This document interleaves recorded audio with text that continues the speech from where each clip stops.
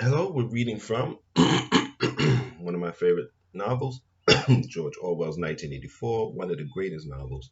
A lot of people's favorites. A lot of people are reading it today. So let's continue.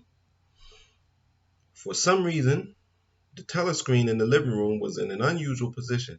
Instead of being placed as was normal in the end wall where it could command the whole room, it was in the longer wall opposite the window.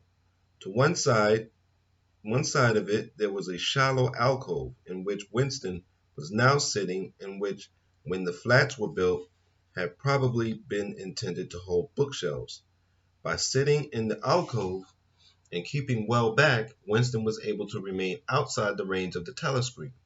So far as sight went, he could be heard, of course, but so long as he stayed in the present position, he could not be seen. It was partly the unusual geography of the room that had suggested to him the thing that he was now about to do. But it had also been suggested by the book that he had just taken out of the drawer. It was a peculiar, beautiful book. Its smooth, creamy cup paper, a little yellowed by age, was of a kind that had not been manufactured for at least 40 years past. He could guess, however, that the book was much older than that. He had seen it lying in the window of a frowsy little junk shop in a slummy quarter of the town. Just a quarter he did not now remember, and had been stricken immediately by an overwhelming desire to possess it. Party members were supposed not to go into ordinary shops, dealing on the free market it was called. But the rule was not strictly kept, because there were various things such as shoelaces and razor blades which it was impossible to get hold of in any other way. He had given a quick glance up and down the street, and then he slipped inside and bought the book for $2.50. At the time, he was not conscious of wanting it for any particular purpose. He had carried it guiltily home in his briefcase. Even with nothing written in it, it was a compromising possession. The thing that he was about to do was to open a diary. This was not illegal. Nothing was illegal, since there were no longer any laws.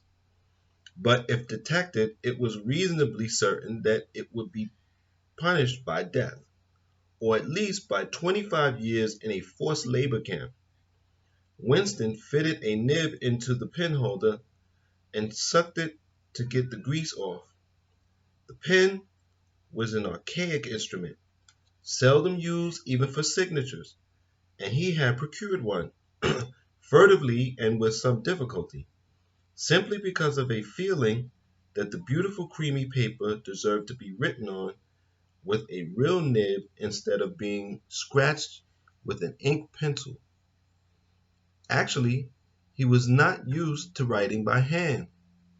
A part of the very short notes, it was usually to dictate everything into the speak right, which was of course impossible for his present purpose. He dipped the pen into the ink and then faltered for just a second.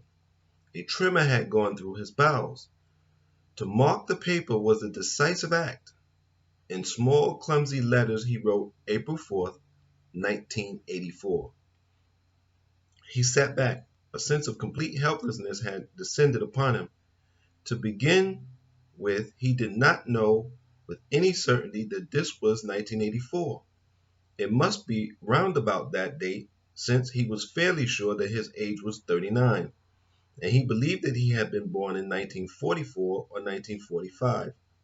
But it was never impossible nowadays to pin down any date within a year or two.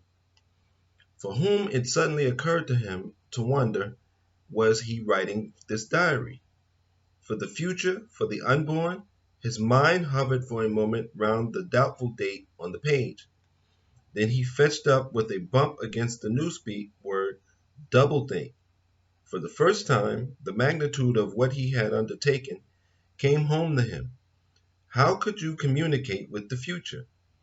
It was of its nature impossible. Either the future would resemble the present, in which case it would not listen to him, or it would be different from it, and his predicament would be meaningless. So here you have person who writing utensils are banished or really of no use. A lot of things are from my childhood are in no use anymore.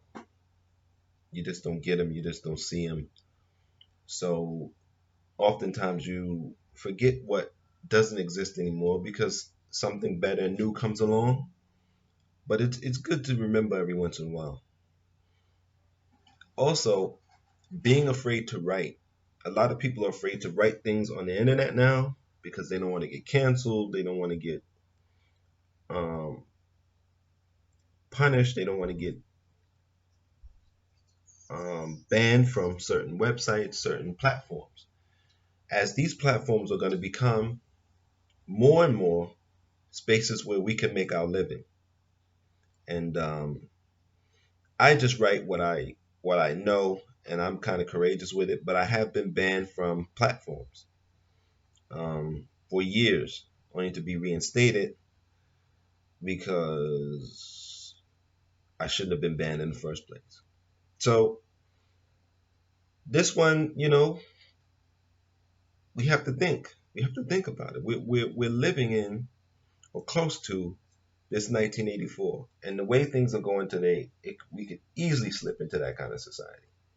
It all depends on us. Are we going to fight for a real society where we can develop our minds and expand ourselves, or slip into the dystopian? Until next time, thank you for supporting me, and I say take care of your mind, take care of your body, and be safe.